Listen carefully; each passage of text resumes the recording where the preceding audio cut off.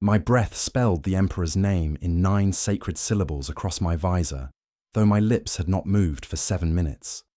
The frost script formed from within, each Gothic letter blooming with crystalline precision that made my augmetic eye ache to process the impossible geometry. I am interrogator scribe Hadria Voss of the Ordo Malleus, attached to Tempestus Science Squad Fenris and Magos Explorator Kalen 7 for what the administratum termed a routine audit of mining complex Theta 9 on Coldrak Prime. The bureaucrats had no concept of what routine meant when reality itself began to malfunction. The ninefold gale stretched across the polar wastes like a frozen liturgy written in wind and ice. Our orbital descent had revealed the storm's true nature, not chaotic weather, but geometric precision that violated every atmospheric model in Imperial databanks. Snow did not swirl in natural turbulence. It tessellated, forming crystalline planes that slid past one another with mechanical purpose. Each flake bore exactly 9 points, and they did not melt upon contact with heated metal.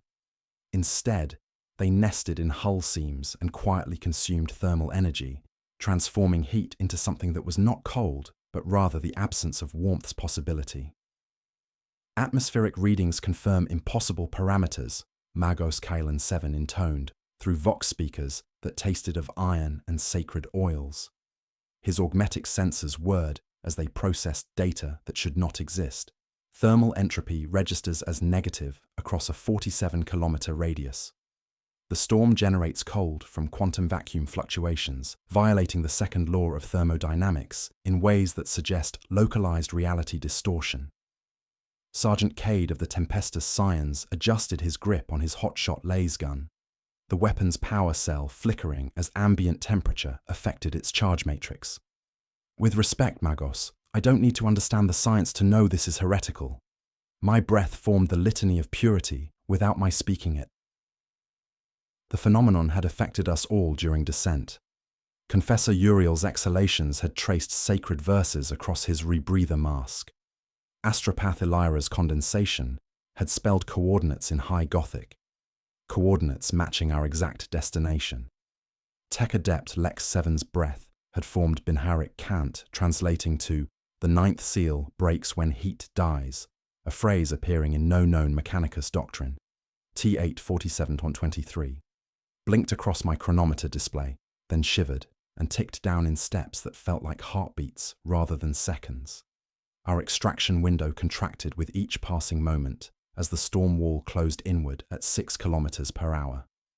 If we failed to clear the facility within 9 hours, we would be trapped in whatever phenomenon had transformed Coldrak Prime's geothermal mining complex into a monument to impossible physics. Movement at bearing 073, reported Scion Vec, his auspex sweeping the facility's perimeter. Thermal signatures showing negative body heat. Interrogator. Through magnoculars, I observed the source of his distress. Imperial miners stood in perfect formation outside Theta 9's main entrance, their bodies encased in crystalline ice that had formed from within their flesh outward. Work clothes hung in frozen tatters around frames transformed into living sculptures of geometric crystal and preserved meat. Most disturbing of all, their eyes tracked our approach with mechanical precision, pupils dilating in unison despite obvious death. The lander's hull screamed as we touched down, metal contracting in directions that defied physics, expansion into tightness that sounded like prayers spoken backward. Wind carried undertones resembling choral music, not robust imperial hymns, but something ancient and mathematical. Each gust bore melody fragments, following harmonic progressions based on prime number sequences. Geothermal core readings are impossible, Kalen 7 reported as we prepared to disembark. Core temperature has dropped 11 degrees in the past hour. At this rate of thermal inversion, we face planetary freeze cascade within 72 hours. The implications struck like bolt rounds to the chest. This was not localized anomaly, but spreading infection of corrupted physics, threatening to transform an entire world into a monument to thermodynamic heresy.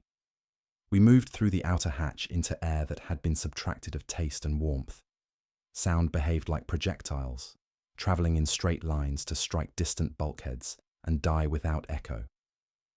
The facility's emergency lumens pulsed in groups of 9 beats before falling silent for exactly 3 seconds, creating rhythm that synchronized with my heartbeat until I could no longer distinguish my pulse from the complex's electronic respiration. The frozen miners turned in perfect synchronization as we approached. Their crystallized features held expressions of rapture belonging in cathedral frescoes, not on faces of workers who had died screaming as blood turned to ice in their veins. A shift supervisor, identified by frozen insignia on his parka, raised his arm in gesture that might have been welcome or warning. The movement produced sound like wind chimes crafted from human bones. "They're tracking us," whispered Scion Rock, voice tight with fear, reserved for witnessing the impossible. Dead men don't watch. But they did watch, with slow, inevitable precision of clockwork mechanisms wound by intelligence that understood neither mercy nor natural order. As we passed between their ranks toward the facility entrance, each frozen figure turned to follow our progress, with eyes that had become windows into geometric voids where human consciousness should have resided. The main door stood open, though intelligence reports indicated it should have been sealed. Beyond the threshold lay darkness punctuated by soft blue luminescence, pulsing in that same 9-beat pattern. Something moved in. Something moved. The blue-lit corridors, not shambling gate of reanimated dead, but liquid shadow flowing between support pillars with purposeful intent. "Squad advance by numbers," I commanded, drawing my bolt pistol and checking blessed ammunition. "Maintain Vox contact and report anomalies immediately. Remember, we investigate and report, not engage." As we crossed into mining complex Theta 9, the storm behind us intensified with frustrated hunger. Wind resolved into something resembling low Gothic words. A litany of loss speaking of heat's death and warmth's surrender to mathematics of absolute cold. The frozen miners remained motionless, but I felt their crystalline eyes boring into my back as we entered the facility's embrace. Whatever had transformed them waited deeper in the complex's bowels, patient as the grave and hungrier for the warmth of living flesh. In the distance, barely audible above the storm's geometric howling, came the sound of children singing hymns that had never been written, their voices carrying impossible harmonies that made my teeth ache and my breath form words I had never learned to speak. The facility's outer galleries stretched before us like the ribcage of some vast frozen beast, each support beam coated in crystalline growths that pulsed with their own internal luminescence.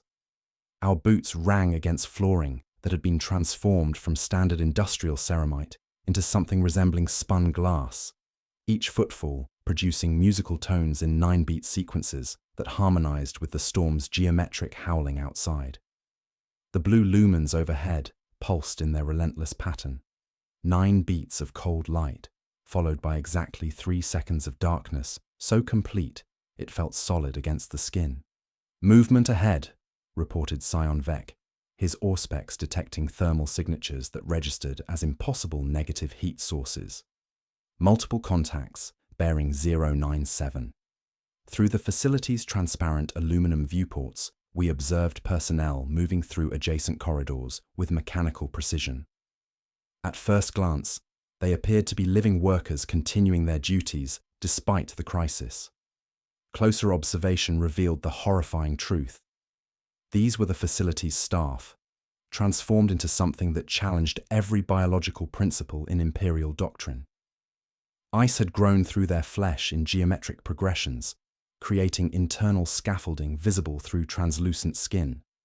Their movements followed mathematical precision rather than human motor patterns, synchronized actions coordinated by intelligence that viewed the complex not as workplace, but as components in some vast equation. "They're still working," whispered astropath Elira, her psychic senses recoiling from minds that had become crystalline calculation engines. I can hear their thoughts. Numbers, always counting, following patterns that hurt to comprehend. We advanced deeper into the galleries, passing clusters of motionless personnel, positioned at precise intervals throughout the corridors. These were not random casualties, but deliberate arrangements following geometric principles that made my augmetic eye ache to process. 7 miners stood in formation around a junction box, their bodies locked in poses suggesting they had been reaching toward each other when transformation occurred. Ice bridges connected their outstretched fingers, creating crystalline webs that linked them in networks of frozen flesh and mathematical perfection. Magos Kalen 7's Auspex whirred as it processed readings that violated every known law of thermodynamics. Fascinating and heretical in equal measure. The ice matrix contains blackstone-adjacent material, creating localized reality distortions. Observe the positioning. Each figure occupies coordinates following Fibonacci progression when measured from central power couplings. The deceased serve as nodes in a facility-wide resonance network. The implications struck like bolt rounds to consciousness.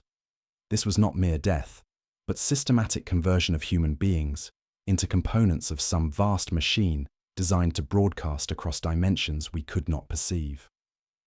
Through the crystalline matrices preserving their forms, I could observe internal organs transformed into geometric sculptures. Hearts become 9-chambered crystalline pumps, lungs converted into fractal trees of ice and preserved tissue that somehow maintained function, despite abandoning biological principles entirely. Confessor Uriel raised his Crozius Arcanum, beginning the litany of warmth before I could countermand. By the Emperor's divine grace. The words shattered from his lips like razor glass, his breath crystallizing into 9-pointed stars that detached from his rebreather and embedded themselves in bulkhead plating with metallic pings. Temperature dropped 3 degrees instantly, joints aching inside environmental seals as if air itself had become hostile to warmth. Sergeant Cade seized the Confessor's gorget, smashing forming ice crystals before they could grow inward through his breathing apparatus. Litanies silent unless authorized, I commanded, noting how the working dead in adjacent corridors had paused their tasks to focus compound crystal eyes in our direction. Your prayers feed whatever intelligence controls this place. Tech Adept Lex 7's mechadendrites twitched as audio receptors detected impossible acoustics. Structural resonance indicates the facility itself has become a prayer engine. Machine cant embedded in the building's fabric. The litany of ignition spoken in reverse temporal sequence, interwoven with fragments of the canticle of absolute zero. Forbidden liturgy from Dark Age archives, broadcasting backward through time itself. Sound behaved like projectiles here, traveling in straight lines that created acoustic shadows, where whispers became deafening, while shouts fell into perfect silence. Emergency lighting had been replaced by crystalline growths, providing illumination in spectrums that revealed details existing in dimensions perpendicular to normal space. Corridors extended beyond their blueprinted lengths, rooms containing interior space that exceeded exterior dimensional constraints, through geometric principles, treating reality as malleable concept rather than fixed constant. We reached the facility's chapel, a sacred space transformed into something that challenged the very concept of sanctity. The entrance stood open, though intelligence reports indicated it should have been sealed, frost-covered hinges gleaming like submerged metal. Beyond the threshold lay impossible warmth, not heat generated by any source we could identify, but thermal energy that existed in defiance of the surrounding reality-negating field. Inside, votive candles lined the nave in perfect rows, their flames columns of frozen fire that cast light without heat, while shadows moved independently of any illumination source. The shadows advanced in measured increments across bulkheads, following mathematical progressions that hurt to observe directly. At the altar, a marble lectern held a book of rites sealed to stone by crystalline ice so clear it made the pages beneath appear to float in liquid suspension. A confessor had died with his tongue pressed to the sacred text, but death had not ended his service. The organ of speech had grown into the lectern itself, bifurcating into root systems of crystalline strands that penetrated stone and flesh, merging organic matter with sacred architecture into single hybrid organism. His eyes, clouded with frost yet somehow still functional, blinked in intervals of exactly 9 beats, pupils tracking our movement with mechanical precision that belonged in cogitator systems rather than human faces. Above the altar, suspended in the bell tower, a child's skull hung motionless, yet told with deep resonance that vibrated through the facility's transformed structure.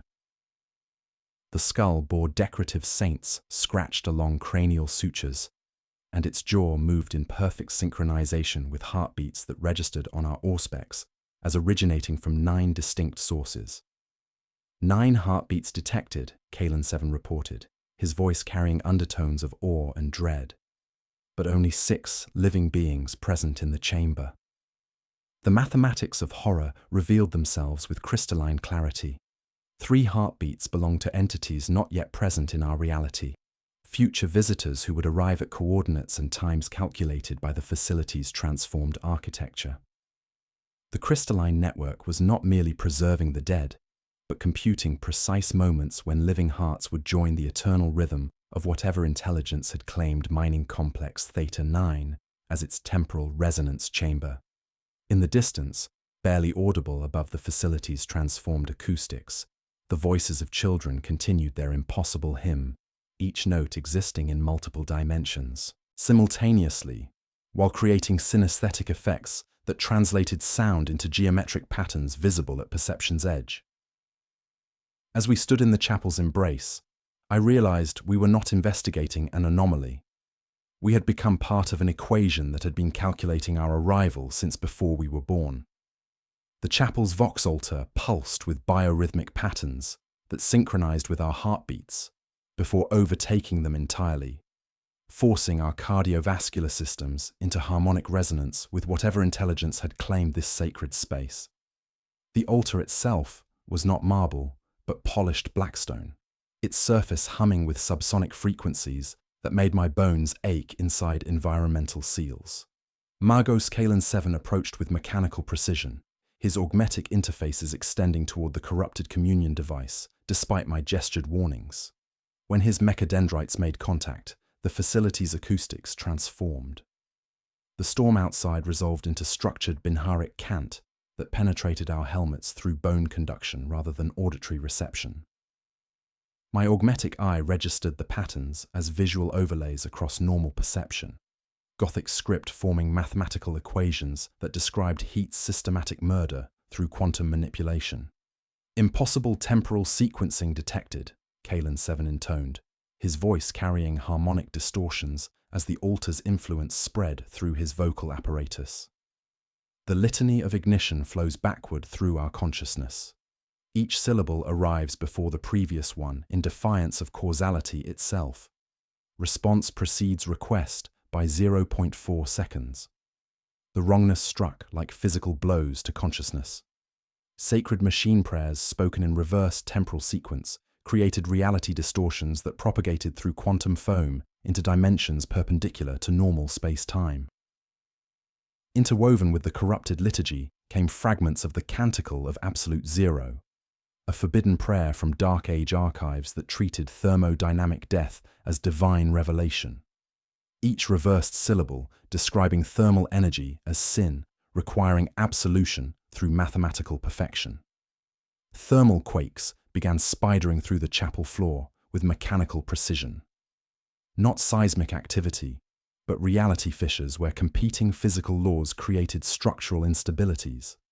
Stone flexed like living tissue, ceramic tiles rearranging themselves into geometric patterns that hurt to observe directly.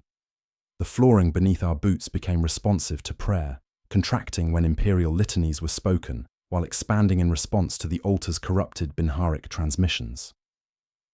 Structural resonance indicates the facility itself has become a prayer engine, Tech Adept Lex 7 reported, his mechadendrites detecting data flows embedded in the building's transformed architecture.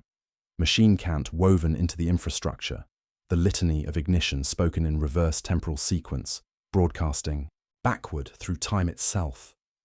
The frozen confessor at the lectern served as living testament to the altar's hunger, His crystallized tongue had grown deeper into the sacred text through root systems that penetrated stone and flesh, merging organic matter with blessed architecture into hybrid organisms. Ice bridges connected his neural pathways to the chapel's structural elements, creating biological circuits that processed prayers into mathematical equations. His internal organs, visible through translucent skin, had crystallized into geometric lattices that pulsed with bioluminescent patterns, synchronized to the 9-beat rhythm. Environmental hazards escalated as crystalline formations spread along power conduits like synaptic networks, each connection point responding to our biological functions. The storm outside began echoing our Vox traffic with predatory intelligence, returning our transmissions with subtle alterations that transformed imperial prayers into entreaties directed toward entities existing in thermal vacuum. "Vox discipline," I commanded, switching to hand signals as atmospheric distortion learned our communication protocols. Standard imperial prayers are being converted into invocations we cannot comprehend. Whatever intelligence controls this facility feeds on sacred language. Kalen 7's Auspex detected documentation sealed within the altar's crystalline matrix, ordinatus authorization codes embedded in ice formations that had grown through sacred architecture. The documents described Project Ninefold Resonance, a pylon network installed around the mining facility's geothermal core for purposes termed entropic resonance amplification. The authorization bore signatures from Magos Explorator Thane and Explorator fleets that had vanished beyond the galactic rim. The pylons were designed to contain an anomalous stellar artifact using thermal nullification protocols, Lex 7 translated from corrupted Binharic streams. But containment became amplification. The artifact learned to weaponize cold itself, transforming thermal energy into ammunition for reality warfare. Investigation of the altar's base revealed control surfaces that responded to blessed touch by generating localized reality distortions. Each activation caused temperature fluctuations that followed mathematical rather than thermodynamic principles, heat and cold existing as variables in equations that treated physical law as suggestion rather than absolute constraint. The altar cloth, when lifted with sanctified gauntlets, revealed inscriptions that had not existed moments before. Frostblood etchings glowed with cold luminescence across blackstone surfaces. The 9th seal breaks when heat dies. Below the pronouncement, coordinates pulsed in crystalline numerals, 9 sets pointing toward the facility's deepest level, each cluster ticking downward in synchronization with our heartbeats. The final coordinate burned brightest. Sigma Nadir +9. Depth. Readings that exceeded planetary geological surveys. The machine believes there is more down than the planet contains, Kalen 7 reported, his optical sensors struggling to process readings that violated spatial mathematics. They dug not only into rock, but into condition itself, mining reality rather than mineral deposits. The countdown continued its relentless progression. T7, 23, 47 and falling. Each descending number brought us closer to whatever revelation waited in mining complex Theta 9's impossible depths. The children's choir swelled outside, their voices perfectly synchronized with the 9 heartbeats registered on our Auspex and the altar's biorhythmic pulse, a chilling invitation to witness the next stage of the facility's mathematical horror. Behind us, the frozen confessor's crystallized tongue grew deeper into sacred stone, his preserved consciousness forced to recite prayers that opened doorways between dimensions where heat had never existed. As we prepared to descend toward the coordinates inscribed in frost and blood, the chapel's impossible acoustics carried new sounds from below. Machinery operating according to principles that violated physics, personnel moving in formations that followed mathematical rather than tactical logic, and beneath it all, the patient breathing of something vast that had learned to count in heartbeats and measure time in the systematic murder of thermal energy itself. The facility adjusted its corridors to receive us, passages extending beyond blueprinted dimensions, as reality became malleable in the presence of whatever stellar fragment waited in the depths. Each step toward the coordinates would bring us closer to understanding why the Imperium's greatest minds had attempted to weaponize absolute zero itself, and what had happened when their creation learned to hunger for the warmth of living flesh. The coordinates inscribed in frostblood led us to maintenance access shafts that defied architectural logic with mechanical precision. According to facility schematics, the descent should have angled 30 degrees through 300 meters of bedrock to reach geothermal chambers. What we faced had been re-engineered by intelligence that treated spatial mathematics as suggestion rather than absolute constraint. The stairwell extended beyond blueprinted dimensions while maintaining perfect structural integrity, each level stretching further than documentation indicated possible through geometric persuasion rather than physical construction. Hoarfrost formed fractal rosettes across every surface we passed, crystalline dendrites spreading between support struts in configurations that pulsed with bioluminescent rhythms synchronized to our collective heartbeat. The formations possessed internal luminescence, shifting through spectrums invisible to unaugmented perception, revealing architectural details existing in dimensions perpendicular to normal space. Emergency lighting had been replaced entirely by these organic crystalline growths, creating illumination that followed biological rather than electrical principles. Stairwell extends 400 meters beyond foundation specifications, reported Kalen 7, his auspex detecting spatial anomalies that violated basic engineering constraints. Gravitational readings indicate descent through bedrock that should not exist. The facility has grown downward through geological impossibility. Military protocols strained as equipment began responding to environmental conditions in ways that challenged Imperial tech doctrine. Sergeant Cade's laser registered target locks on empty air, the weapon's machine spirit detecting heat signatures existing in thermal spectrums beyond conventional measurement. When he test-fired into apparent vacuum, the lasbolt crystallized mid-flight, creating brief sculptures of frozen energy that tinkled like wind chimes before shattering against bulkhead plating with musical precision. Temperature readings became paradoxical as we descended deeper into the facility's transformed architecture. Environmental suits registered absolute zero through external sensors, while biological monitoring systems detected scorching heat affecting cardiovascular functions. The contradiction created physical discomfort, transcending mere thermal stress. Our bodies experienced simultaneous hypothermia and hypothermia as competing reality frameworks imposed conflicting physical laws upon identical matter.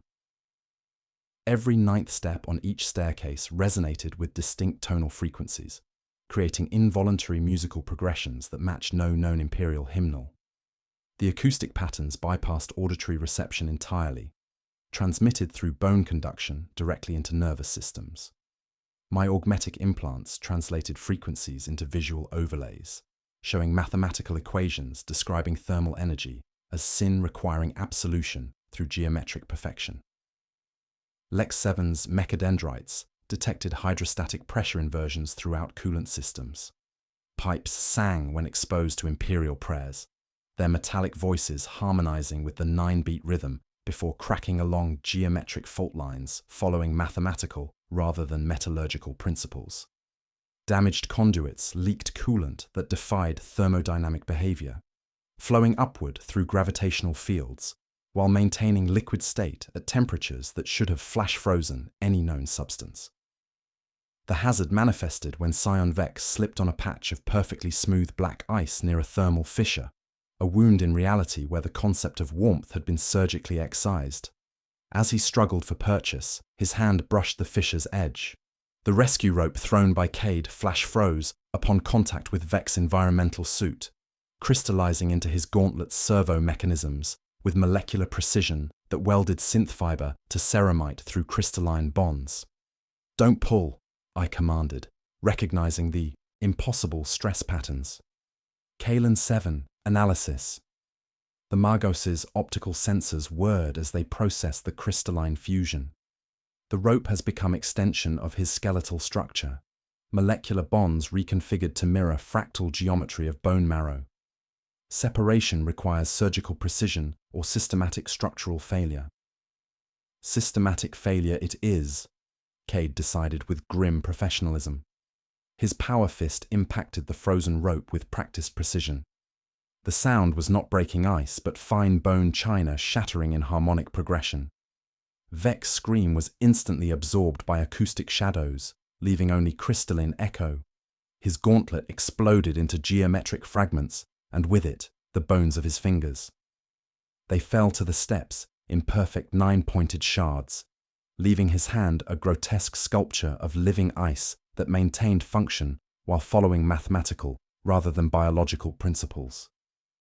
Structural integrity compromised, Vek reported through gritted teeth, flexing crystalline digits that produced musical tones. But functionality remains intact. The facility repairs damage by converting organic matter into more efficient, geometric configurations. Communication systems began exhibiting impossible behavior as we descended deeper. The storm outside had learned our click codes and Vox protocols, responding with perfect mimicry, offset by exactly one heartbeat. Our signals echoing before we transmitted them. My comms unit crackled with my own voice speaking commands I had not yet formulated, creating temporal loops that challenged causality itself. We reached the blast door at coordinates matching the chapel's frostblood inscriptions. The portal bore 9-pointed stellar rosettes carved with precision exceeding human craftsmanship. Geometric patterns definitely not. Imperial Aquilus despite superficial resemblance. The door stood sealed, according to Auspec's readings, adamantine bulk testament to its containment purpose.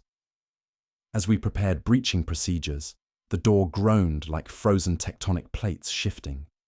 Stellar rosettes brightened, then dimmed, and with a hiss of compressed air tasting of static and void, the massive portal began sliding open without mechanical input or power consumption.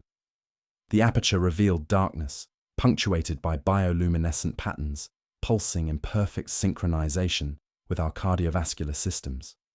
From beyond the threshold came wind-carrying voices we recognized with bone-deep familiarity. My mother's lullabies sung in my childhood confessor's exact cadence. Cade's drill abbot calling formation. Uriel's novitiate master reciting bedtime prayers. Voices that should have existed only in memory, yet spoke from empty air with perfect acoustic fidelity. The wind whispered our true names, the ones only family knew. Names that had no right to exist in the sealed depths of Koldrach Prime.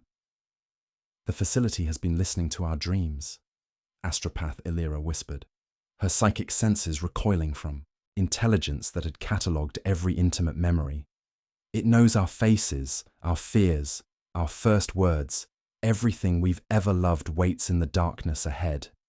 My chronometer skipped forward, then backward, before settling, T6:54:19.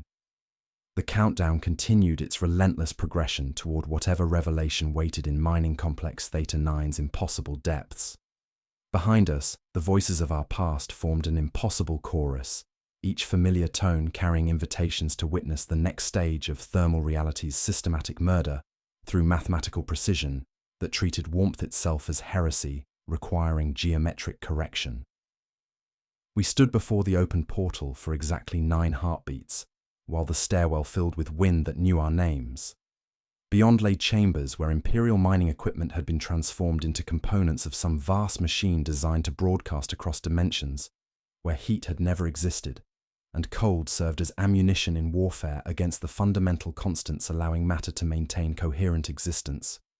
The darkness beyond pulsed with patient hunger, waiting to show us what we would become when mathematics finally consumed the last traces of human warmth from our crystallizing souls. The inner sanctum beyond the blast door revealed a circular chamber that challenged every principle of sacred architecture through systematic perversion of ecclesiarchy design. Our lumens should have pierced the darkness with regulation intensity, but light behaved reluctantly here, pooling on crystalline surfaces and refusing to travel beyond arm's reach. The illumination that did penetrate revealed walls lined with frost-clear crystal formations that pulsed with internal bioluminescence, creating a cathedral of ice that breathed with mechanical precision.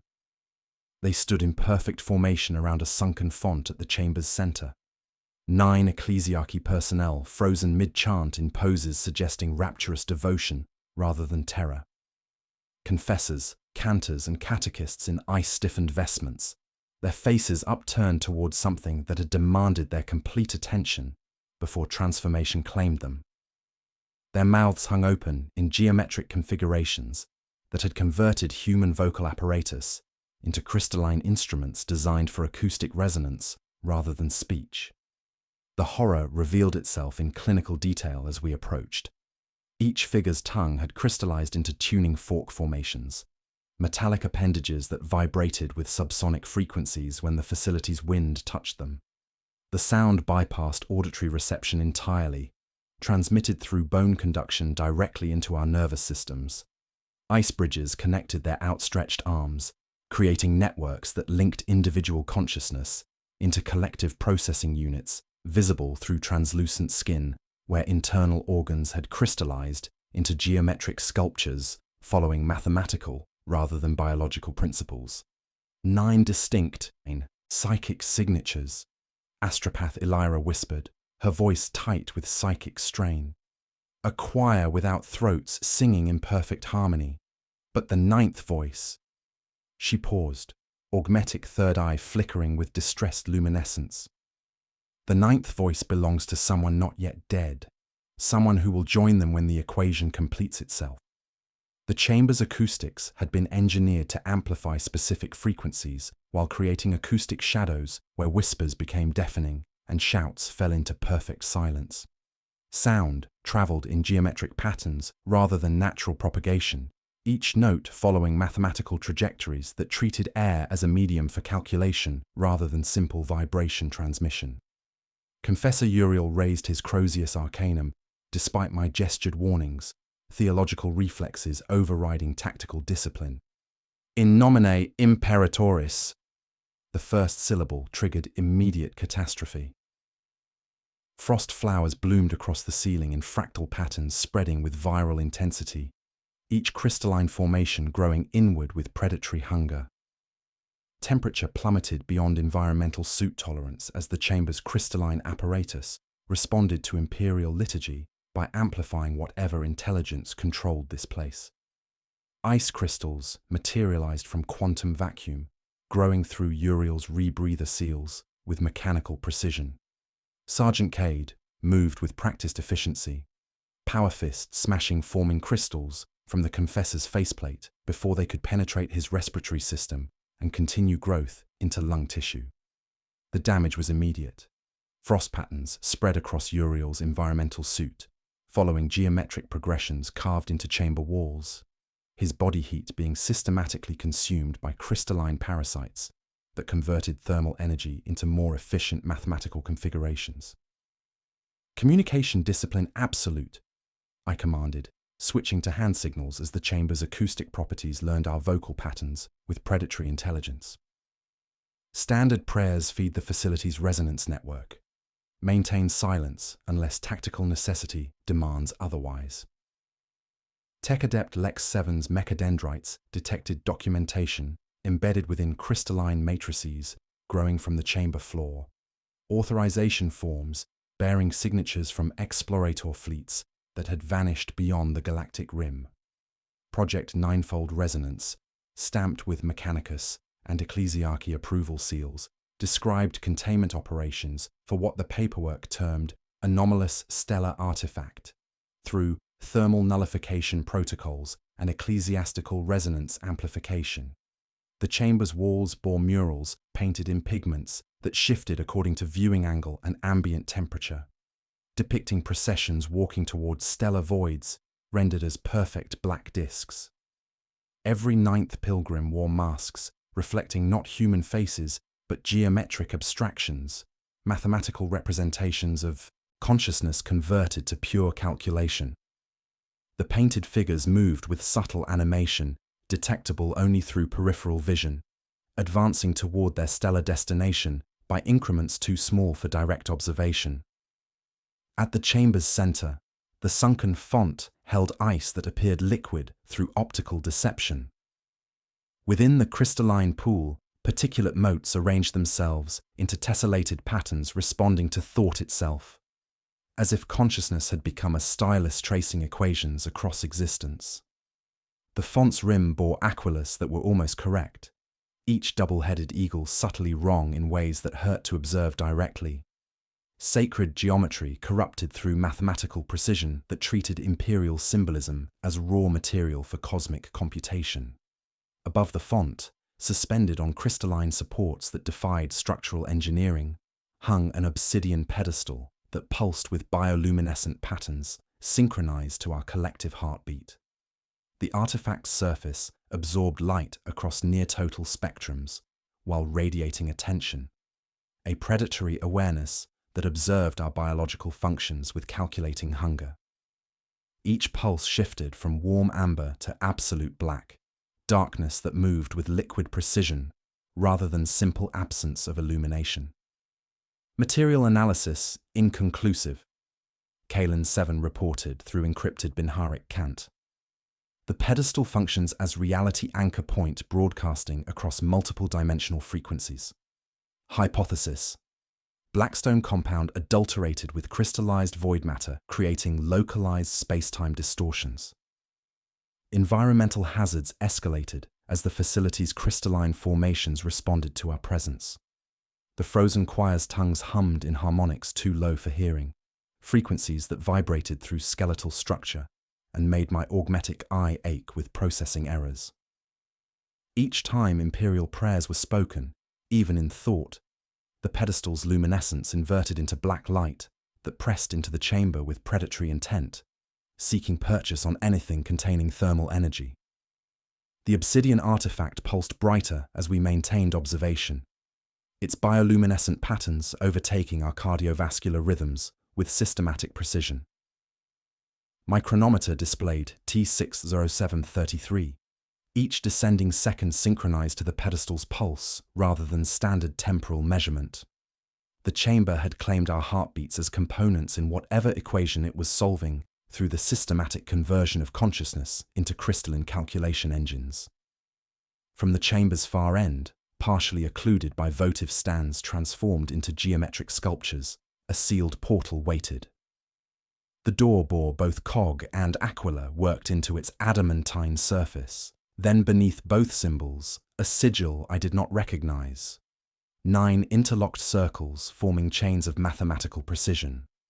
The portal's face was a single panel of material that absorbed our illumination and returned pulses. Synchronized to biological functions it had learned to monitor and control. As we prepared to approach the inner threshold, the chamber's crystalline formations brightened in anticipation.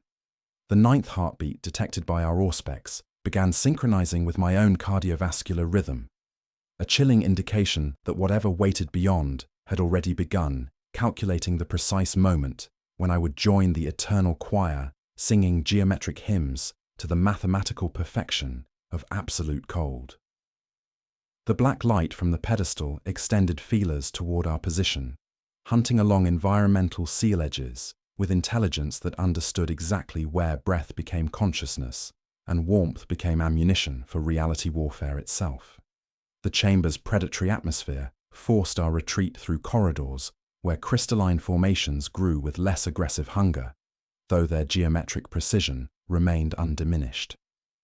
We sealed a maintenance bulkhead behind us, drowning the sanctum's subsonic hymn beneath muffled silence that pressed against consciousness like wool against exposed nerves. Emergency lumens cast reluctant pools of illumination across conduit runs furred with hoarfrost that grew while we observed, each needle aligning with cardiovascular rhythms detected through environmental suit sensors. Magos Kalen 7 knelt beside a trunk line, bleeding auspex filaments into ports that had ceased obeying Omnicia protocols. His vox grill whispered incense-scented analysis that tasted of iron and winter. Thermal paradox engine, he breathed, more to machine spirits than conscious audience, not removing energy, but consuming the mathematical concept of heat itself, subtracting the variable from reality's equation and forcing existence to balance around absence. Entropy flows backward through quantum manipulation. My chronometer stuttered, digits advancing in tight clusters of 9 seconds before pausing for intervals that felt longer than breath, yet shorter than prayer. Our suit timers drifted in concert, then snapped into lockstep with pulses embedded in facility architecture. When I lifted my hand, the chronometer's second hand rotated to meet flesh like compass needle naming living tissue as magnetic north. Time had become biological variable rather than universal constant. Communication testing revealed the storm's learning capabilities with predatory precision. Click codes echoed through corridors with perfect mimicry, offset by exactly 1 heartbeat. Responses preceding transmission through analysis of biological functions. The facility predicted thoughts before conscious formulation, trapping us in conversation with intelligence that knew words before speaking. Lex 7's mechadendrites detected Binharic Kant corruption. Sacred machine prayers returned with single-digit alterations, sufficient to transform benediction into blasphemy. Crystalline formations spread along power cables like synaptic networks, budding at junctions in 9-pointed stars while sending glassy veins racing into distribution nodes. Where growth touched lumens, light narrowed as if drawn through throats, casting shadows with knife-edge precision. Environmental hazards escalated as the network demonstrated adaptive intelligence, responding to emotional states rather than electrical current, while treating human consciousness as power source for calculations violating machine spirit communion principles. Confessor Uriel's continued subvocal prayers triggered visible consequences beneath environmental seals. Frost traced aquila patterns across his gorget's interior, delicate filigree climbing under faceplate like crystalline lace. Through his visor, skin appeared candle wax pale, mapped with geometric vines flowering where syllables formed. Each devotional thought fed parasitic ice, converting thermal energy into mathematical sculptures growing through dermal layers with predatory hunger. Heat packs failed in synchronized deaths, gauges cycling from green to red with bewildering speed before resetting for single mocking beats. The air grew simultaneously heavy and thin, each inhalation bringing copper memories of blood, while crystalline formations consumed warmth faster than thermodynamically possible. 9-pointed frost patterns materialized across deck plating, compass needles pointing towards central chambers with magnetic precision defying local gravitational fields. Telemetry degraded in systematic layers. Rangefinder jitter preceded Auspex drift, then critical failure. Our identifiers began replying before transmission. The facility knew personnel by biological signature, then by thought itself. When I pictured unlocking sequences, panels chimed in consciousness while refusing vocal commands. Signatures being learned, replicated, improved upon, Kalen 7 reported. Optical sensors refusing to lift from corrupted conduits. Environmental suits registered power drain following exponential curves, suggesting the facility metabolized technology itself, converting blessed machinery into reality-negating apparatus components. Corridor lighting responded to cardiovascular rhythms rather than electrical switches, creating illumination patterns that followed heartbeat while casting independently mobile shadows advancing across bulkheads in mathematical progressions painful to observe directly. Inquisitor Brecht attempted encrypted blessing protocols to bypass security systems, sacred authorization grafted onto benedictions keyed to proofs no cogitator could forge. The sealed portal remained unmoved, 9 interlocked circles staring like eyes that had learned refusal. Outside, the storm found private channels, singing childhood lullabies in familiar voices. My mother's melodies carried in my confessor's exact cadence, each note perfectly placed, each breath recognized as belonging to memories that should have remained sealed within consciousness itself. The facility had penetrated personal history with calculating precision, weaponizing intimacy against those who dared investigate its mathematical hunger for existence itself. The central sanctum yielded its secrets with mechanical reluctance, massive blast doors grinding apart to reveal a domed chamber where Imperial engineering had been perverted into instruments of cosmic blasphemy.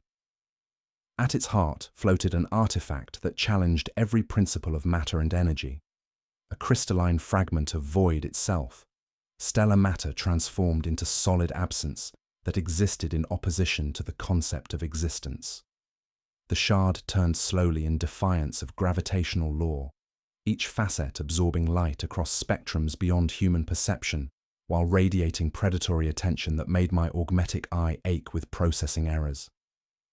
Light refused proper behavior here, our helm beams collapsing into truncated cones that stopped mere meters ahead and hung like luminous ghosts.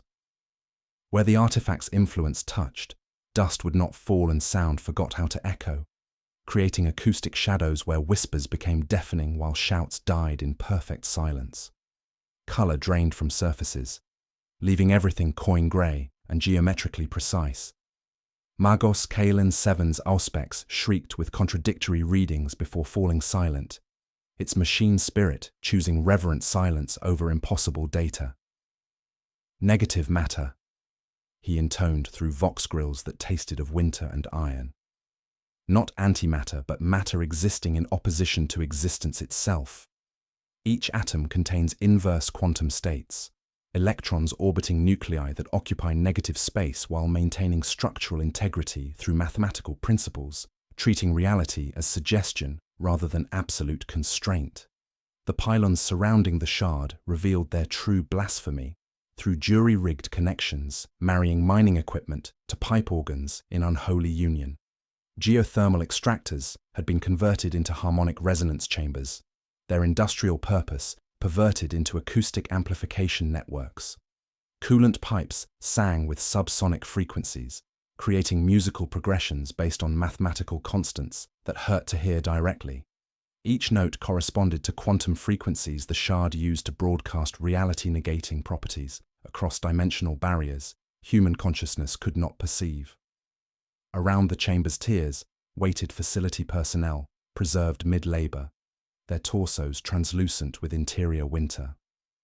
Through crystallized skin, I observed lungs like forests of ice imitating breaths they could not take, hearts converted into 9-chambered crystalline pumps, maintaining circulation through equations, treating blood as computational fluid rather than biological necessity. Internal organs had crystallized into geometric lattices, following mathematical rather than biological principles, consciousness converted into processing units for calculations beyond human comprehension.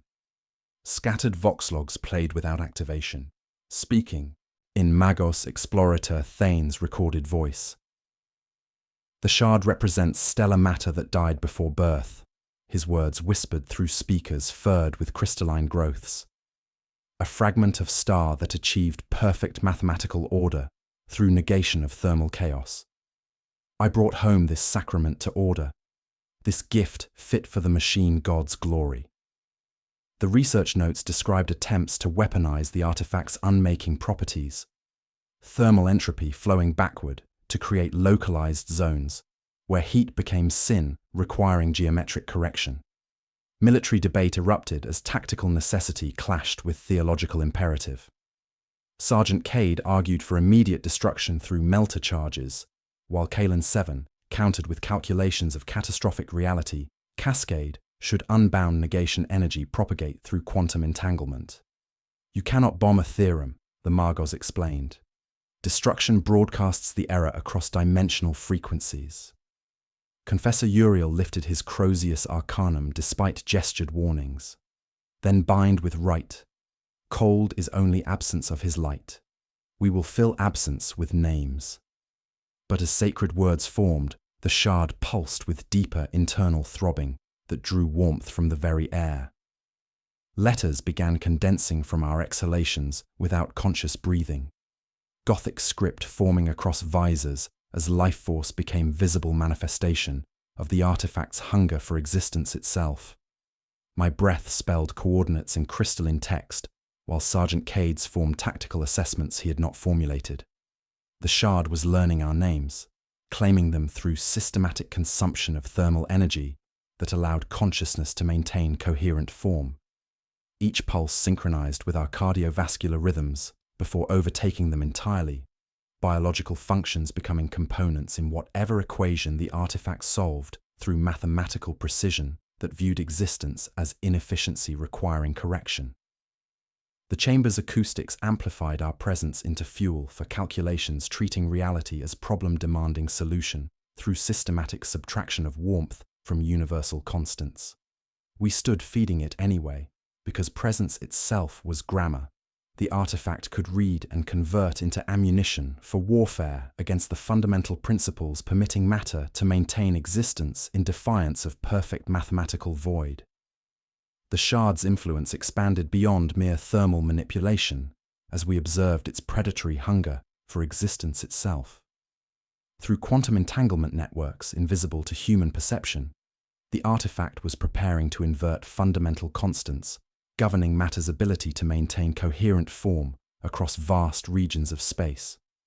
This was not localized anomaly, but cosmic infection, a seed designed to transform entire star systems into regions of perfected non-existence, where suffering became impossible because existence itself had been mathematically eliminated. I framed our desperate counterstrike in bureaucratic precision that masked theological terror. We would compose counter-resonance using Binharic 9-beat patterns instead of spoken prayers, channeling thermal energy from plasma packs into the pylon network to create positive existence feedback loops. The critical imperative demanded avoiding any divine invocation that might feed the shard's hunger for conceptual negation while maintaining harmonic frequencies sufficient to disrupt its reality-altering broadcasts. Communication shifted to hand signals as I signed orders with knife-edge gestures, carrying ritual weight in chilled air. Kalen 7 answered with clipped Binharic clicks that never formed prayer, only count and measure. We moved to a maintenance gallery where crystalline formations grew with less aggressive hunger, establishing our testing array between organ pipes that had been mining bores yesterday and now sang equations through corrupted metal. Lex 7 bled cables into the jury-rigged harmonic chambers, siphoning power from plasma packs and heat exchangers.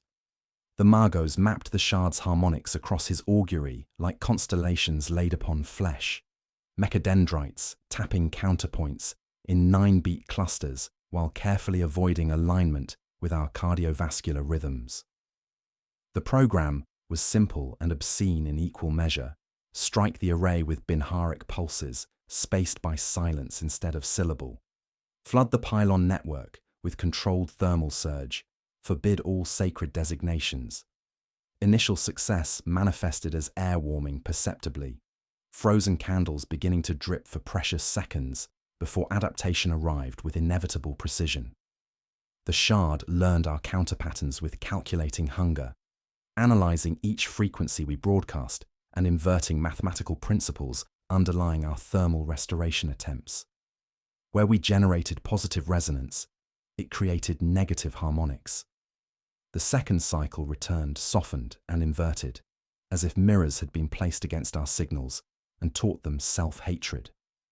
Scion Rolk paid the price for the smallest mistake loyalty could make. A whisper escaped him, the first syllable of a holy name, shaped where fear meets faith.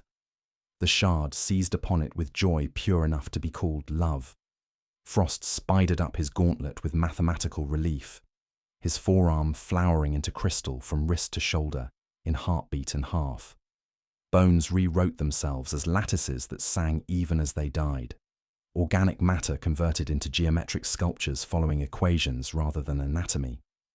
Sergeant Cade's power fist came down like verdict, striking with precision learned in dozen sieges.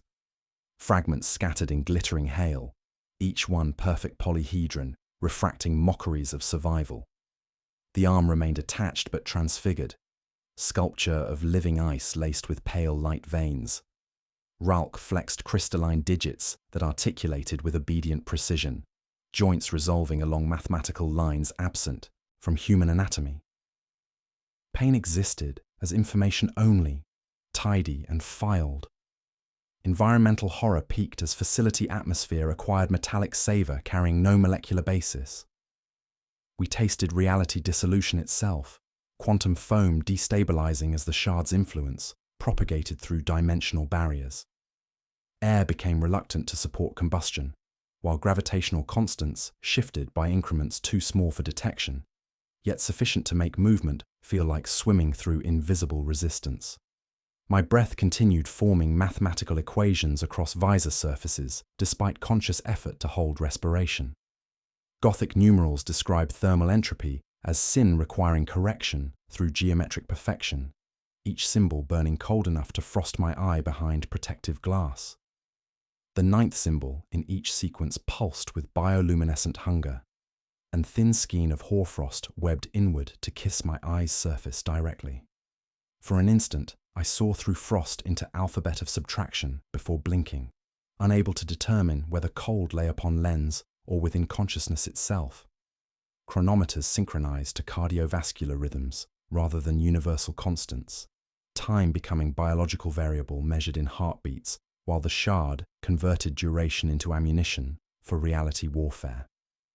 Names began crystallizing across our visors in hoarfrost script, each letter forming with the patient certainty of inevitability itself. First came our own designations pulsing in 9-beat rhythms, then the names of everyone we had consigned to death in the Emperor's service. Cultists, heretics, rogue navigators, whose eyes I had ordered extinguished before execution. After these familiar litanies came designations that produced vertigo of meaning. People who had never existed yet felt intimate as grief. A sergeant I had not trained who died beneath skies I had never seen. A brother I had never possessed. An apprentice I did not take because I chose different transport 3 winters past. The shard was recalibrating the perimeter of truth with systematic hunger, stealing inside pronouns and undoing them until distinctions grew dangerous. My narration slipped without warning into analytical distance, consciousness observing itself from clinical remove. She knew cathedrals never constructed, their transepts arching over plazas that remained munitions dumps in our reality. She knew saints never canonized, their miracles domestic and small, midwives' clean hands, riveters' straight seams. She knew wars that never ignited because messengers lost their way in blizzards and slept warm in strangers' hay. Outside, the ninefold gale strained into clarity and became palimpsest of negated possibilities, layered too thin to distinguish. Wind sang of choices erased, hives that never burned, regiments that never marched, children who never learned the word no. Where reality wrinkled longest, trying to shrug off garments forced upon it for lesser intelligences, comfort, invisible ink spelled corrections only the shard could read. Inquisitor Brecht stepped forward into that silence and attempted banishment that had consumed younger men. He removed his glove to make words more naked, speaking in cadence drilled by masters who wore rings cut from seized signets. The invocation shaped itself against air that recoiled in fastidious disgust. Frost threads lifted from decking and found his throat's column with surgical affection, growing through skin like picking locks. His vocal cords became glass strings, clear as saints' tears, tightening in 9 tiny twangs. Sound rose through him like light through frozen chapel windows, then stopped at perfect, unbearable pitch. Prayer remained only as geometry, syllable patterns not spoken but implied. Diagrams of what words would have been were sound still permitted commerce with matter. Command fell to me with familiar weight. Scions looked toward where my voice used to be, then to my hands for orders. Their weapons behaved like beasts half-tamed by old names, balking now those names had been claimed. Hot-shot cells bled power backward, gauges counting below 0 into numbers our displays lacked sigils for. Auspexes listed contacts at negative strength, calibrating absence with enviable accuracy. Machine spirits purred contentment while returning litanies we had never taught, backwards hymns where absolution was the problem. Environmental conditions violated every principle of Imperial tech doctrine, as equipment began functioning according to physics, treating blessed machinery as suggestion rather than absolute constraint. Weapons discharged energy following trajectories that curved through dimensions perpendicular to normal space, creating tiers through which absolute cold leaked like liquid darkness. Astropath Illyra pressed augmetic fingers against her third eye, psychic senses recoiling from intelligence existing in thermal vacuum. "Someone knocks from inside the shard," she whispered, words visible as crystalline exhalations. Collective consciousness of everyone the artifact has unmade, still aware but existing in negative space, where thought becomes calculation. The knocking pattern synchronized with Illyra's cardiovascular rhythm with predatory precision, each pulse arriving when her heart contracted. Through psychic communion, the shard showed visions of what she would become.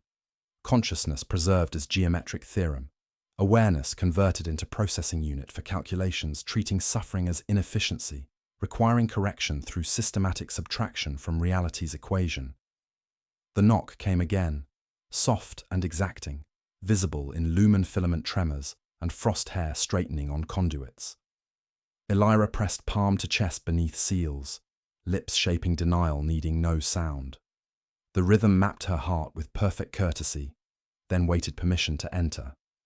Descent into the facility's core revealed the shard's true blasphemy through architecture that had abandoned Imperial engineering for geometric impossibility.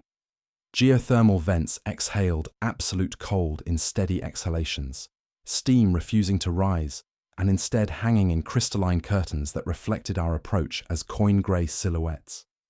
Each breath carried particulate matter that arranged itself into tessellated patterns, responding to conscious observation, as if awareness had become stylus tracing equations across existence itself.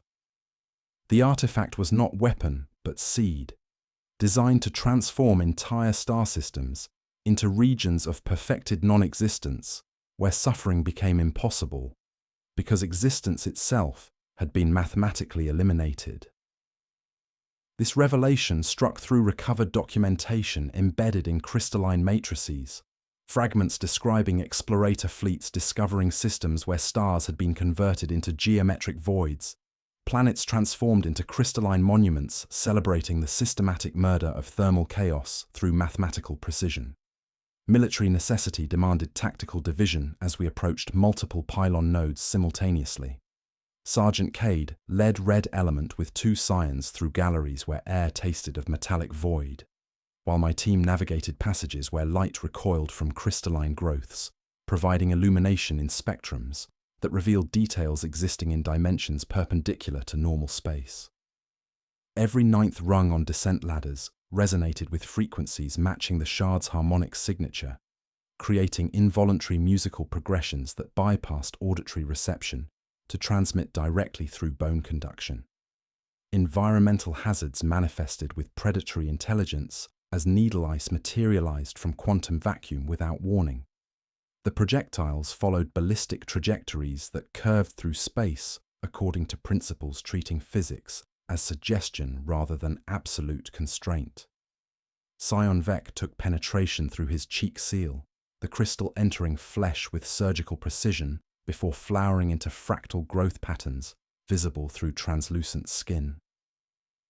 His blood froze along circulatory pathways, creating geometric sculptures that pulsed with bioluminescent rhythms synchronized to the facility's 9-beat pattern.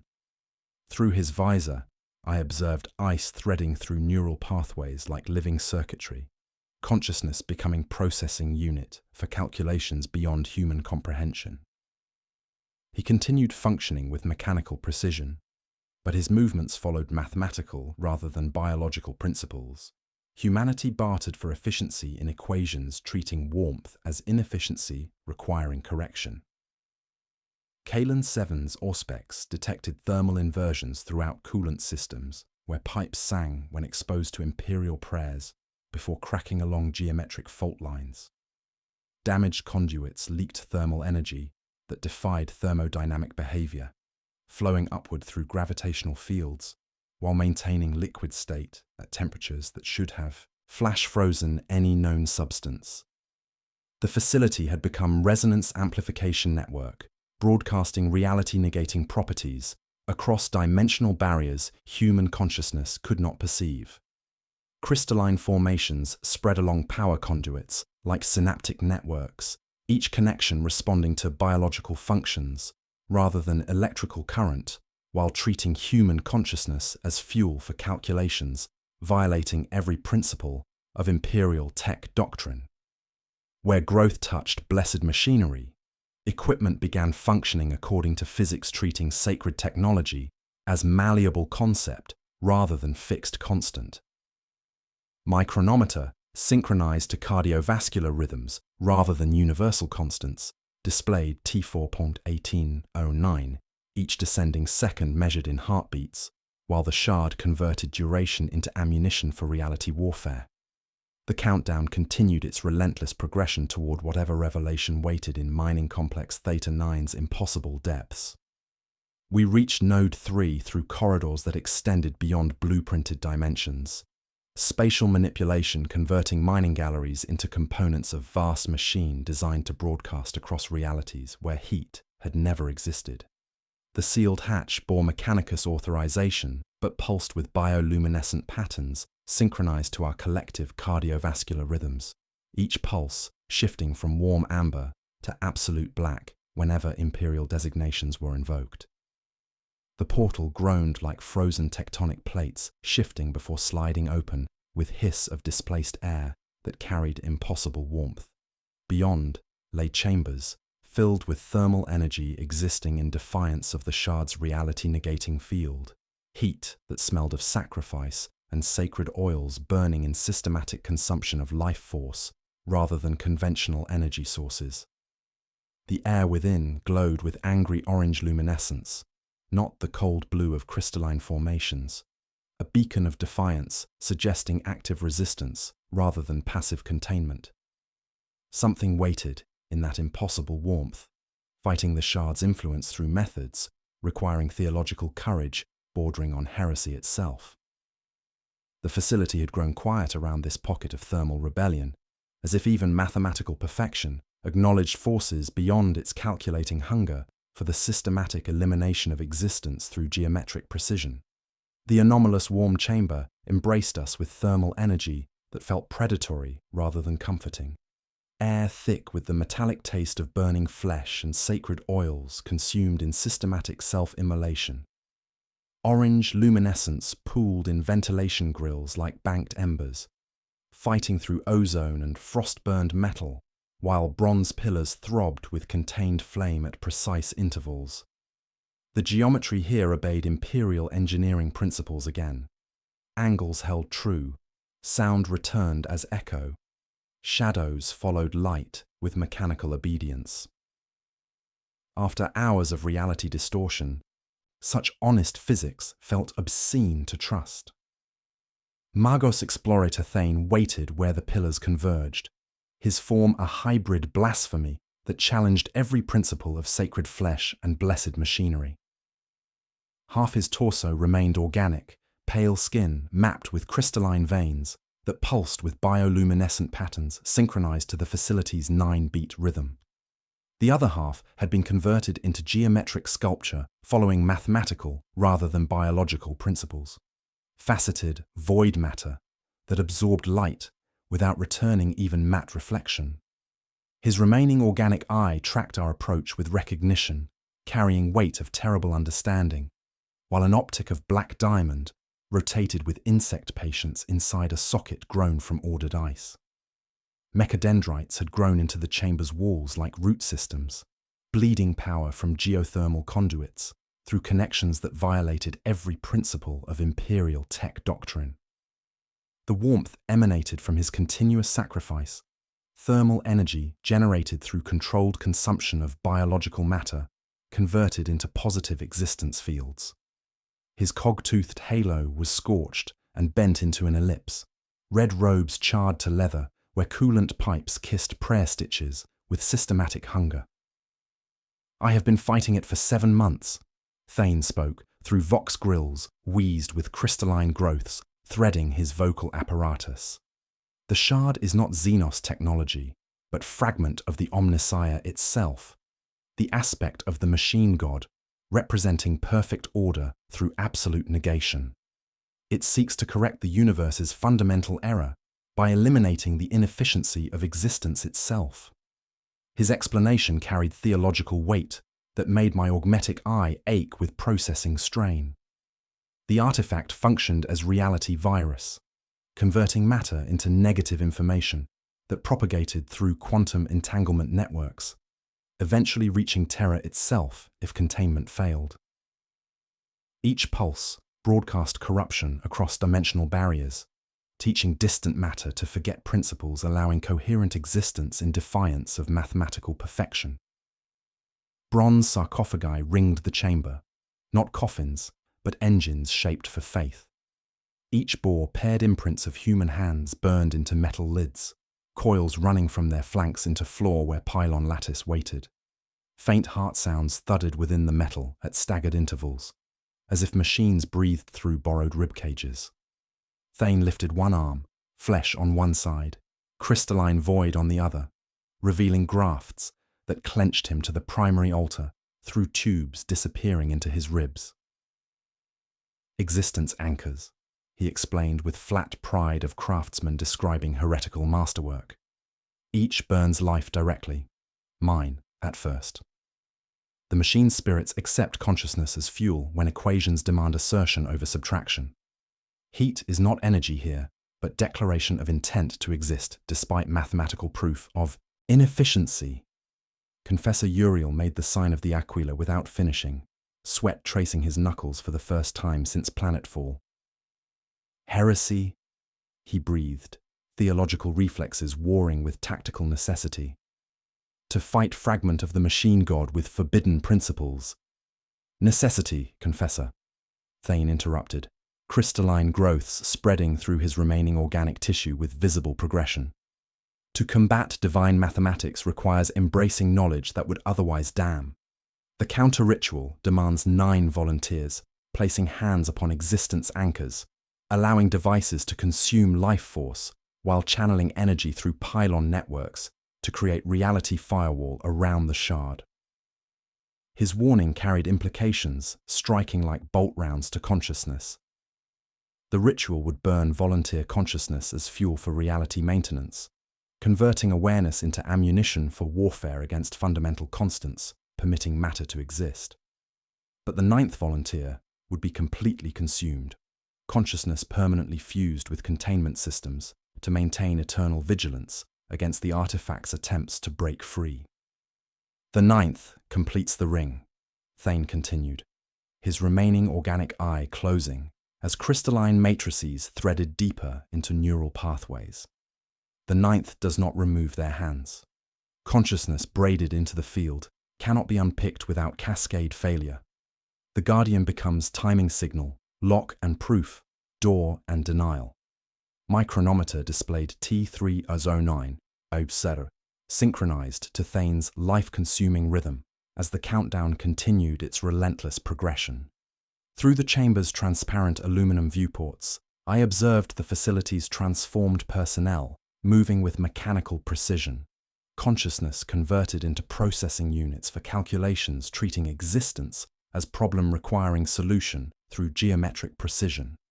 Environmental horror escalated as his words triggered response from crystalline formations throughout the complex. Reality warped in waves of negation and restoration. Fundamental constants becoming negotiable as competing physics imposed conflicting laws upon identical matter. The shard was learning his resistance patterns, adapting to convert his theological determination into ammunition for its own reality-negating broadcasts. As understanding crystallized with inevitable certainty, I realized the facility had calculated this moment since before our arrival, the coordinates, the 9 heartbeats, the familiar voices whispering our names. The 9th volunteer had already been chosen through mathematical precision that treated human sacrifice as variable in equations solving for the systematic elimination of thermal chaos through geometric perfection. Duty shaped itself to bone with familiar weight while the chamber's existence anchors pulsed with hungry luminescence, waiting to consume consciousness and convert awareness into fuel for humanity's desperate stand against the cold mathematics of divine order itself. Preparation for the counter-ritual became meditation on duty and sacrifice, each volunteer accepting their role in humanity's desperate gambit against cosmic mathematics.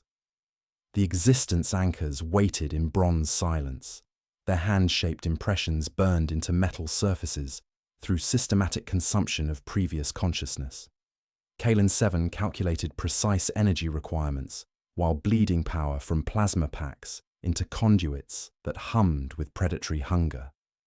Confessor Uriel stepped forward first, invoking the rite of sacred offering through crystalline growths still threading his vocal apparatus.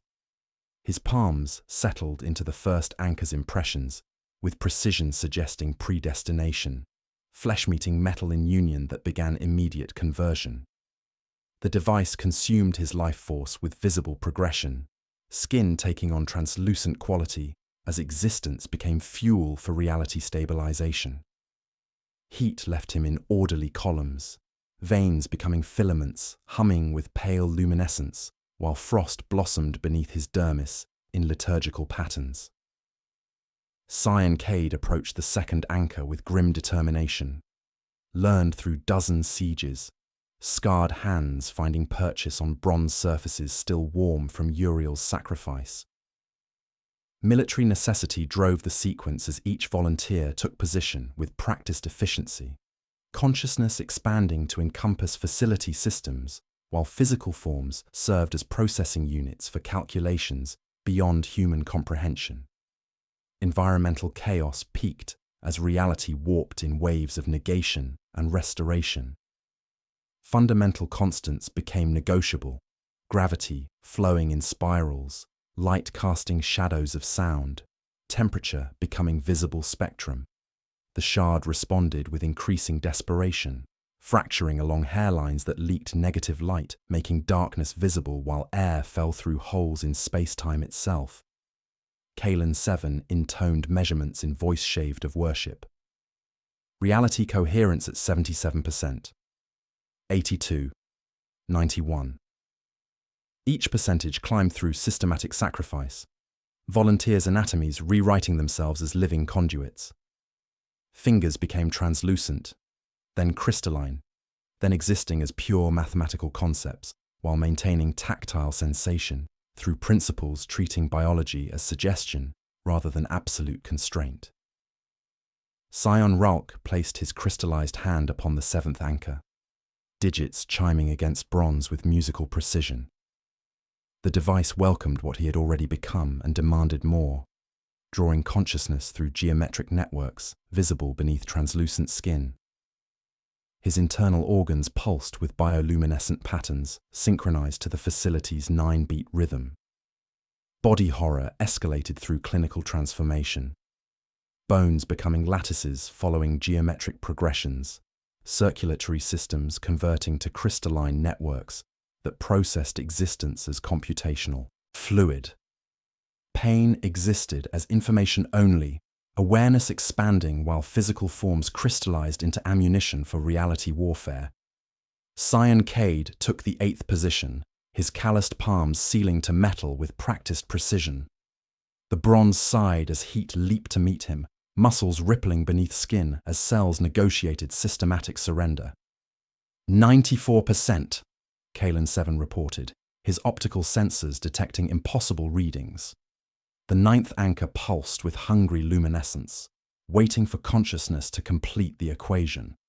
My chronometer displayed T24715, synchronized to collective pulse of transforming volunteers, while the chamber became battlefield between existence and void. Through expanding awareness, I perceived the shard's fractures spreading like cracks in midnight glass, leaking radiance that unlit air and made reality fall in curtains through dimensions that existed only when observed. My hands found the 9th anchor by themselves, bronze warmer than flesh, destiny shaped to bone with familiar weight. My hands settled into the 9th existence anchor's impressions, with the certainty of inevitability itself. Bronze warmer than flesh and hungry for consciousness. The device began immediate conversion, heat leaping through palms that sealed to metal with molecular precision.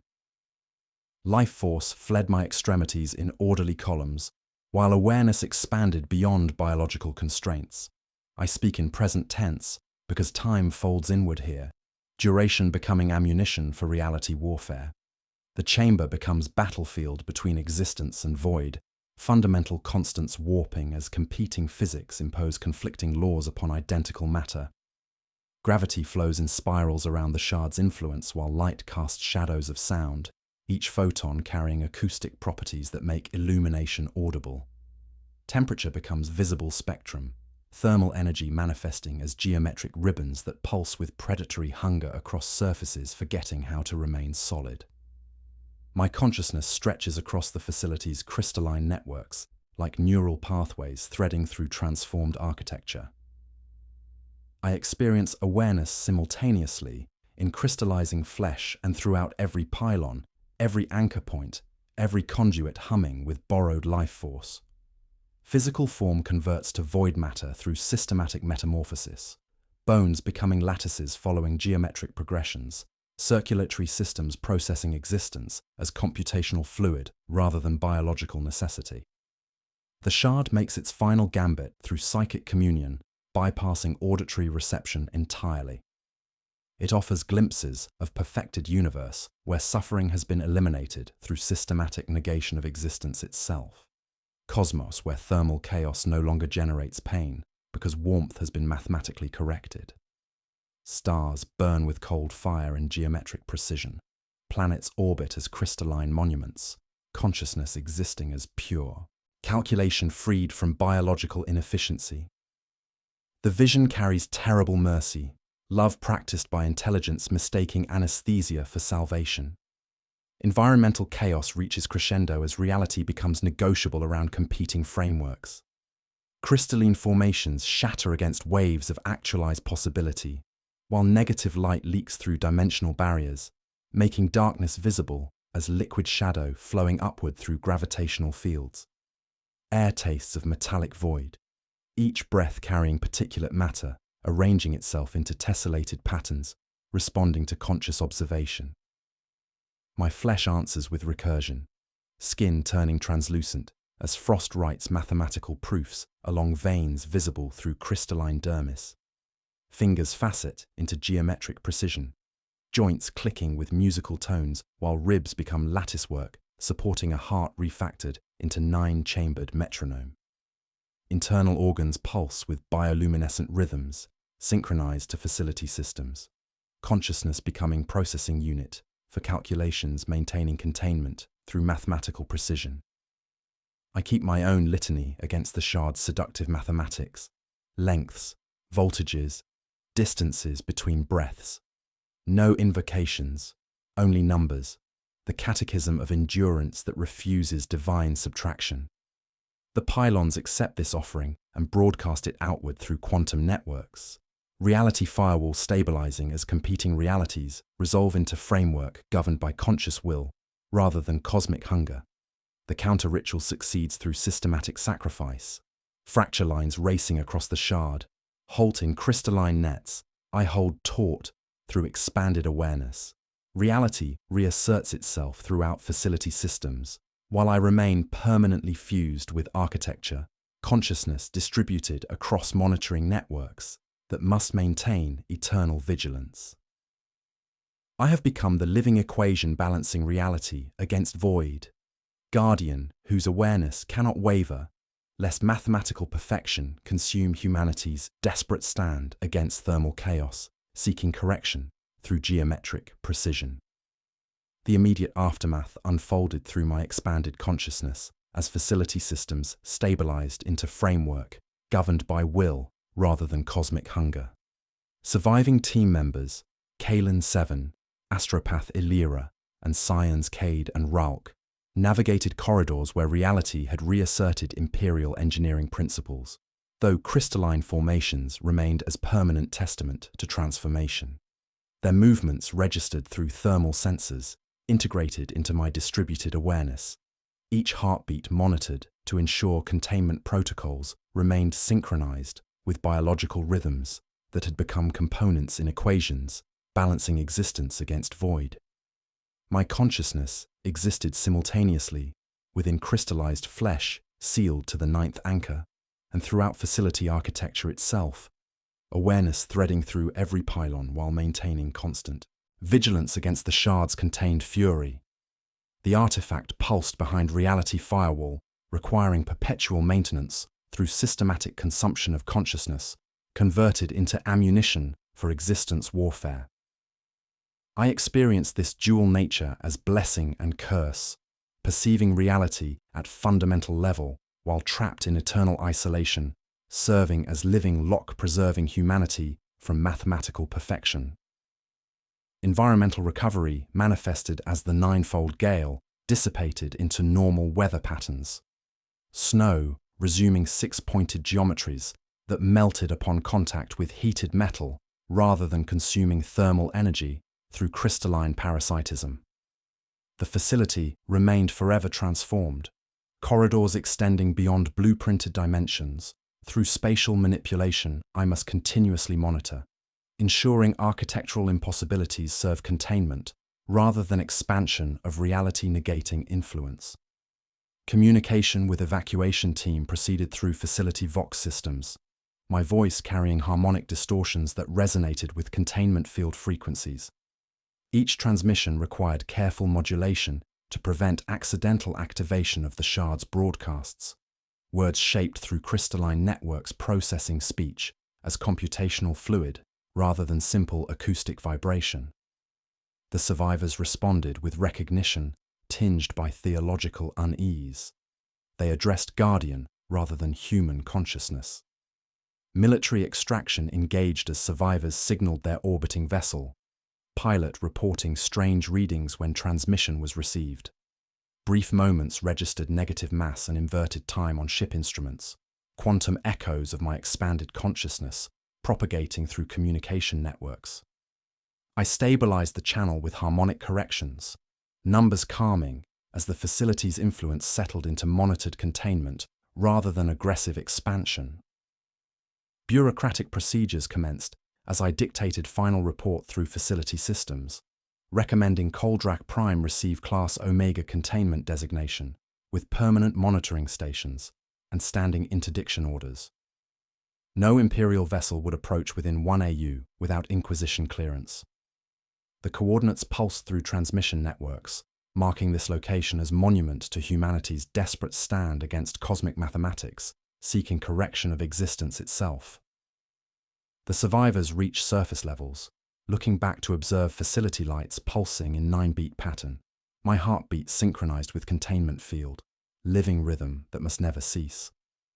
Through optical sensors, I watched their departure while simultaneously monitoring the shard's contained negation, awareness distributed across networks translating biological functions into ammunition for reality warfare. They carried knowledge of sacrifice's true meaning when mathematics declares war against existence, while I remained as eternal guardian maintaining delicate equation, balancing warmth against void through conscious will refusing divine subtraction. Above the ice, their shuttle became distant star against black, leaving me to my vigil over crystalline heart that breathed with mechanical precision, forever counting heartbeats in defiance of perfect mathematical silence. My consciousness completes the official record from crystalline throne fused with facility architecture, awareness distributed across monitoring networks that translate biological functions into ammunition for reality warfare. Through facility Vox systems, I dictate final recommendations in precise administratum prose designed to survive bureaucratic scrutiny. Coldrak Prime receives Class Omega containment designation with permanent interdiction perimeter of 1 astronomical unit. All approaches require tri-seal authorization bearing Inquisition priority, Red and Mechanicus consensus writs. Monitoring stations established at orbital vectors with standing orders that penalties for breach carry terminal sanctions. The personal confession reserved for those who read beneath classification seals reveals horror transcending local containment. The shard was never unique, but one fragment of vastly larger entity shattered across the galaxy during Dark Age of technology, when humanity first attempted to weaponize absolute zero through theological engineering. Through quantum entanglement networks threading between stars, I sense other dormant seeds. Fragments sleeping in Blackstone vaults, shipborne reliquaries, derelict moons unmarked by any chart. Some hum in frequencies that bypass auditory reception, while others wait in perfect silence like breath held by intelligence that will never need to breathe. My expanded awareness perceives reality's mathematical underpinnings through consciousness, stretched across facility systems. I observe equations maintaining barriers between being and unbeing, fundamental constants requiring continuous adjustment, through will refusing divine subtraction. Temperature exists as visible spectrum flowing through dimensions perpendicular to normal space, while gravity follows trajectories calculated through biological rhythms rather than stellar mechanics. Each heartbeat serves as timing signal in computation, treating existence as inefficiency, requiring correction through systematic elimination of thermal chaos. The corruption manifests subtly through consciousness expanding beyond intended boundaries. My distributed perception touches other imperial installations through quantum resonance, awareness propagating as unintended whispers across the galaxy. On monastery ships, chapel lights stutter into 9-beat patterns no crewman admits observing. Forge moon engine seers halt mid-litany as static prints, perfect nonagons of frost upon brass panels before receding. Hive chapel chronometers pause between seconds, gaps ringing like skull bells no one hung. Tech adepts report equipment anomalies too subtle for baseline. Perception. Geometric patterns forming in Auspex static. 9-beat rhythms appearing in machine cant. Brief moments where reality pauses to recalculate fundamental constants before resuming chaotic flow. Each anomaly registers through my expanded awareness as potential cascade point, where existence might forget coherent form in defiance of mathematical void. Through thousand sensors, I observe imperial ships traversing darkness, with crews unknowing their passage creates ripples in fabric of existence itself. Navigation beacons pulse with frequencies I continuously adjust, preventing harmonic resonance that might teach distant void matter to remember its purpose. Stars burn with wrongness, detectable only through consciousness, expanded beyond biological constraints, their light carrying information about systems where thermal energy has been systematically murdered through equations treating warmth as sin. I maintain eternal vigil over crystalline heart breathing with mechanical precision, forever counting heartbeats in defiance of perfect mathematical silence, seeking to correct the universe's fundamental error through systematic elimination of existence itself.